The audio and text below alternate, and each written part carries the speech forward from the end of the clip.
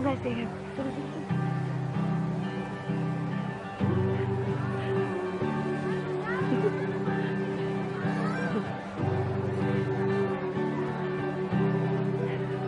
Hi. Hello. Sorry to stop your shopping and your evening. Hello. I just have a very special message for a very special girl. This is where we met 3 months ago. Oh my God, there are people looking.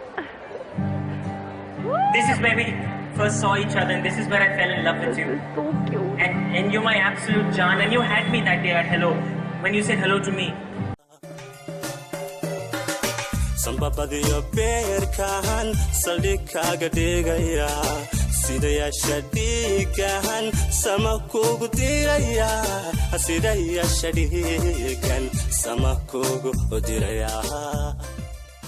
You're my everything, and I know you find this cheesy, but I want everyone to know you make me really happy. And I have a little poem for you, and I'd like everyone to hear this. When you smile, the whole world stops and stares for a while, and my heart ceases to beat, and there's nothing else that I seek except you. And I just have one question for you.